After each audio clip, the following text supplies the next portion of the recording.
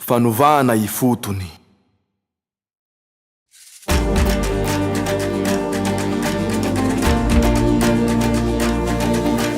Fanjakana amintsitsy jeny ety amin'ny Fampielezan-kevitra dia afa-porofony kandida laharana fahavalo Paul Rabary io tolotra politika vaovao io.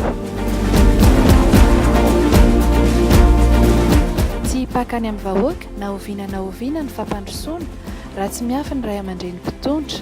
Ambeten'ity kandida ny fanovàna fotony ity izany any amin'ireo tanàna rehetra lalovany.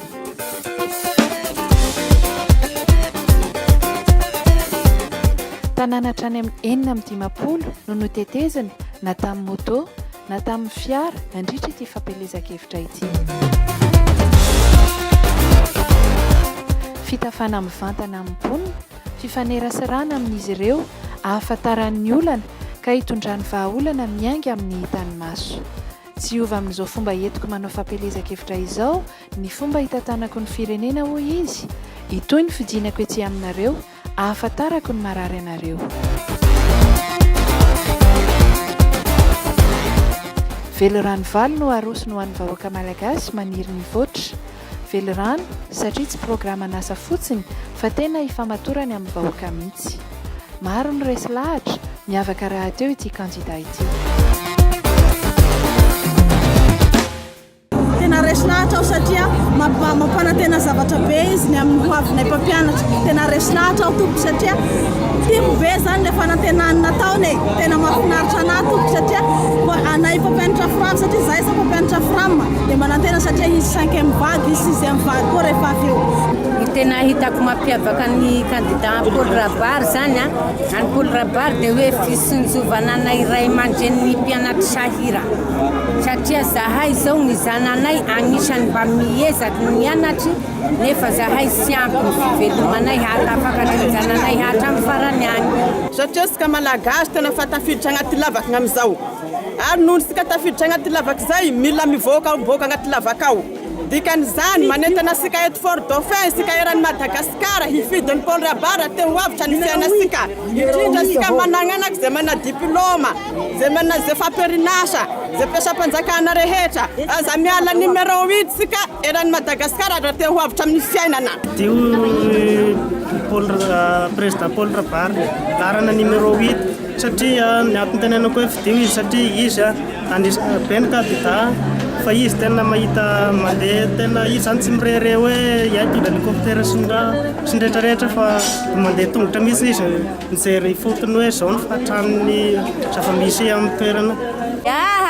Izy zany naharekrytegny mpampianatsy indrindra fa zahay ato isakaraha dia faly zahay laha mba milasako kandida fa mba nisy ny soa nataony taminay fa laha fa 10 tao mahery ny sipliantsy nandray karama fa mifisian'ny Paul Rabary zahay koa mba niditsy ho mpampianatsy. Hoavitry ny firenetsika raha ohatra hoe lany Paul Rabary tsinjony majinika tsy tiany ao ambony hoe tia tena tsy tia tena izy zany tia Paul Rabary izy mavitazy izy